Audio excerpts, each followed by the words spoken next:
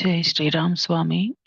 స్వామి, ఈ అవిద్య, ఈ మాయ ఇదంతా స్వామి సమక్షంలో బాగా తెలుస్తుంది స్వామి.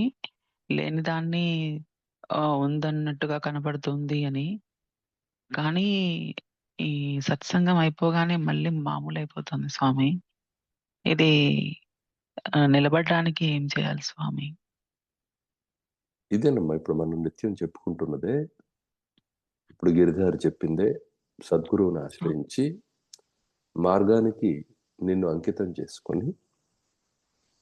చేసుకోవడం అంటే ఇప్పుడు అకస్మాత్తుగా రైల్లోంచి రాంగ్ రూట్‌లో వెళ్తున్నాం. వేరే ట్రైన్ ఎక్కాం అనుకున్నప్పుడు ఎగిరి దూకలేం గదా! అదేదో ఒక స్టేషన్‌లో ఆగుతుంది. స్వామి. ఆగినప్పుడు దిగి అక్కడి నుంచి మనం వెళ్ళవలసిన వైపుకి ప్రయాణం మొదలెట్టాలి. అలానే ఈ సంసారం అనే ఈ భ్రాంతిలో కొంత సాగుతూ ఉన్నాం గాబట్టి అకస్మాత్తుగా దూకుతానంటే గూడా నీకు అది విభ్రమాన్ని, అపాయాన్ని కలుగజేస్తుంది. గాబట్టి మొట్టమొదట దీనికి సమయాన్ని ఎక్కువగా కేటాయించుకుంటూ, తక్కిన వాటికి తగ్గించుకుంటూ వస్తే, వాటి ప్రాబల్యం తగ్గిపోతుంది. ఏది సంసార ప్రాబల్యం అనేది తగ్గిపోతుంది. స్వామి. తగ్గిపోయి పూర్ణంగా ఇదే నా పని గదా! అని స్పష్టంగా స్ఫురిస్తూ ఉంటుంది.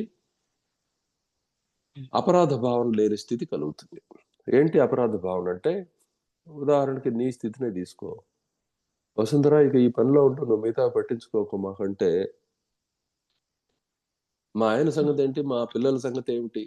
కాదు మొండికి తెగించి, తెంపు జేసి, ఇప్పుడు ఈ పనిలో ఉంటానని చెప్పి ఉన్నా సరే, నీలో ఒక అపరాధ భావన ఉంటుంది. వాళ్ళకి అన్యాయం జేశానేమో హ్మ్. అనే ఒక భావన ఉంటుంది గదా!